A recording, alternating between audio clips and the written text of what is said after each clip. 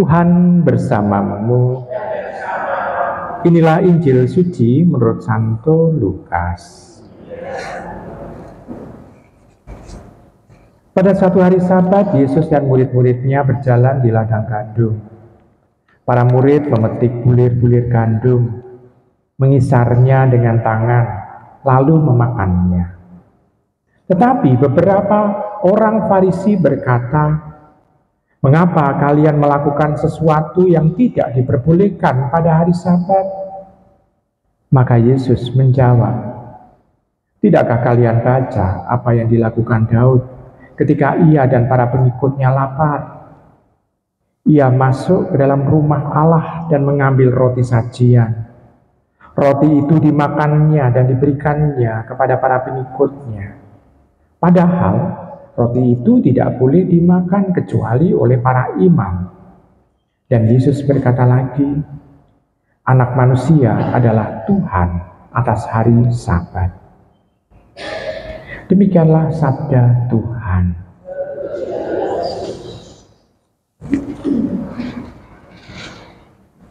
Saudari-saudara terkasih dalam Tuhan, dalam bacaan Injil kita mendengarkan di sana ungkapan seolah-olah Tuhan itu melanggar hari Sabat.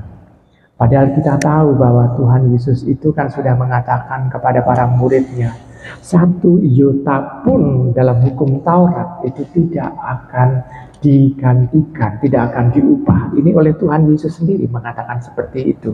Berarti kita bisa melihat bahwa Tuhan bukan mengubah kitab Taurat dengan dia istilahnya membiarkan para murid untuk makan serpihan dari gandum itu. Jadi bukan Tuhan mengatur itu. Nah, kita bisa melihat kalau itu yang seolah-olah yang dilanggar oleh Tuhan apa? Ibu, bapak, saudari, saudara dalam Tuhan. Dalam bacaan Injil di sana mau diungkapkan bahwa memang ada tulisan yang ada dalam Taurat. Dan itu dipercaya oleh orang-orang Yahudi sebagai ini adalah perintah Tuhan, tidak dilanggar. Tetapi tafsiran dari Taurat itu ditulis oleh manusia dan itu menjadi aturan-aturan dalam kehidupan religius orang-orang Yahudi zaman itu. Dan itu yang dilanggar oleh Tuhan.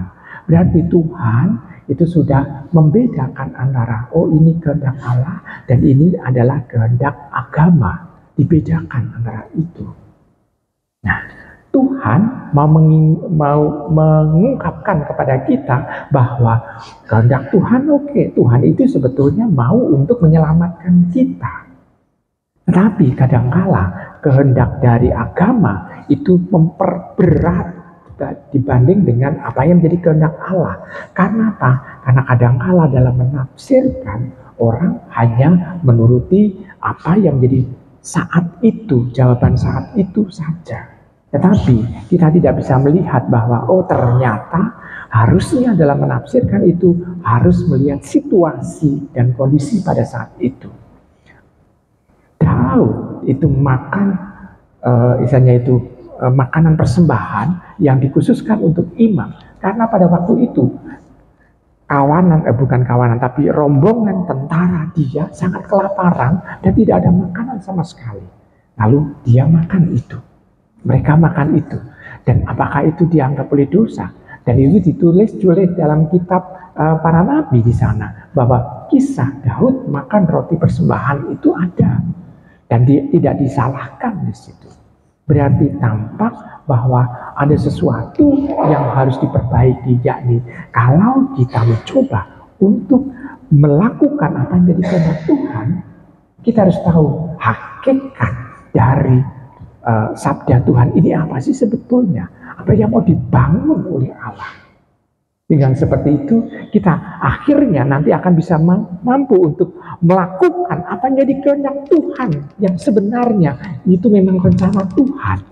Jadi bukan hanya tafsiran orang.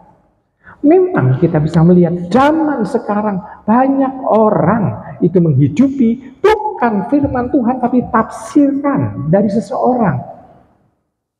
Kita bisa melihat saja dalam gereja saja. Dalam gereja, gereja Katolik dan gereja Ortodok dari dulu seperti itu. Tapi kita melihat saudara-saudara kita Dari gereja Protestan ada banyak sekali dominasi. Nah, kita bisa melihat mereka menghidupi apa? Yang ditafsirkan oleh pendeta-pendeta mereka. Dan kita tahu mereka kadangkala saling menyalahkan satu sama lain. Namun kita harus tahu apa yang menjadi rencana Tuhan pada hakikatnya. Walaupun mereka mempunyai kerinduan untuk bersatu, tetapi dalam kerinduan bersatu itu harus mengalahkan tafsiran-tafsiran yang seringkali lebih keras dibanding dengan kehendak Tuhan sendiri dalam kitab suci. Kita tahu, ibu bapak, saudara-saudara kasih dalam Tuhan, dalam perjanjian lama, kitab suci orang Yahudi dengan kita sama. Tetapi kita menghidupi yang berbeda. Orang-orang Yahudi masih menantikan Mesias, sedangkan kita sudah menghidupi Mesias. Dan kitab sucinya sama, tetapi ternyata yang dihidupi berbeda. Dan yang membedakan memang kitab suci perjanjian baru, karena saudara-saudara kita Yahudi tidak meyakini itu. Nah, tetapi kita bisa melihat kitab sucinya sama, tapi kita bisa melihat, ternyata dalam membaca itu ada sudut pandang tersendiri. Nah, kalau demikian kita bisa melihat Tuhan menginginkan carilah rencana Tuhan itu. Nah, mumpung kita itu sekarang memasuki bulan September, bulan kitab suci, kita diundang untuk menekuni firman Tuhan. Sehingga kita di dalam kita menangkap firman Tuhan tidak sekedar hurufiah, namun apa yang dihidupi, semangat yang di belakang tulisan itu apa.